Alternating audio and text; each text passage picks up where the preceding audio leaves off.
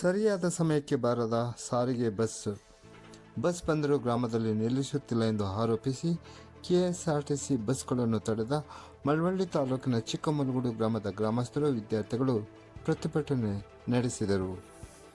ಸೋಮವಾರ ಮಧ್ಯಾಹ್ನ 12 ಗಂಟೆ ಸಮಯದಲ್ಲಿ ಗ್ರಾಮದ ಮುಖ್ಯ ರಸ್ತೆಯಲ್ಲಿ ರಾಜ್ಯ ರಸ್ತೆ ಸಾರಿಗೆ ಸಂಸ್ಥೆಯ ಬಸ್ಗಳನ್ನು ತಡೆದು ಪ್ರತಿಭಟನೆ ನಡೆಸಿದ ವಿದ್ಯಾರ್ಥಿಗಳು ಹಾಗೂ ಗ್ರಾಮಸ್ಥರು ಕೆಎಸ್ಆರ್ಟಿಸಿ ಅಧಿಕಾರಿಗಳ ವಿರುದ್ಧ ಘೋಷಣೆಗಳನ್ನು ಕೂಗಿದರು. ವಿಷಯ ತಿಳಿದು ಸ್ಥಳಕ್ಕೆ ಬಂದ ಅಧಿಕಾರಿಗಳನ್ನು ತರಾಟೆಗೆ ತೆಗೆದುಕೊಂಡ ವಿದ್ಯಾರ್ಥಿಗಳು ಈ ಕುರಿತು ಹಲವಾರು ಬಾರಿ ಗಮನಕ್ಕೆ ತಂದರೂ ಯಾವುದೇ ಕ್ರಮ ವಹಿಸದ ಅಧಿಕಾರಿಗಳ ಬೆವರಿಳಿಸಿದರು.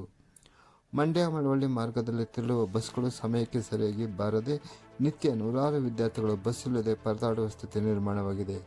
ಮತ್ತೆ ಕೆಲ ಬಸ್ಗಳು ಗ್ರಾಮದಲ್ಲಿ ನಿಲ್ಲಿಸುತ್ತಿಲ್ಲ ಎಂದು ತೀವ್ರ ಆಕ್ರೋಶ ವ್ಯಕ್ತಪಡಿಸಿದರು. ಪ್ರತಿಭಟನಾ ನಿರತ ವಿದ್ಯಾರ್ಥಿಗಳನ್ನು ಸಮಾಧಾನಪಡಿಸಿದ ಅಧಿಕಾರಿಗಳು ಈ ಸಮಸ್ಯೆ ನಿವಾರಣೆಗೆ ಕ್ರಮ ಕೈಗೊಳ್ಳುವ ಭರವಸೆ ನೀಡಿದ ನಂತರ ಪ್ರತಿಭಟನೆಯನ್ನು ಹಿಂಪಡೆಯಲಾಯಿತು.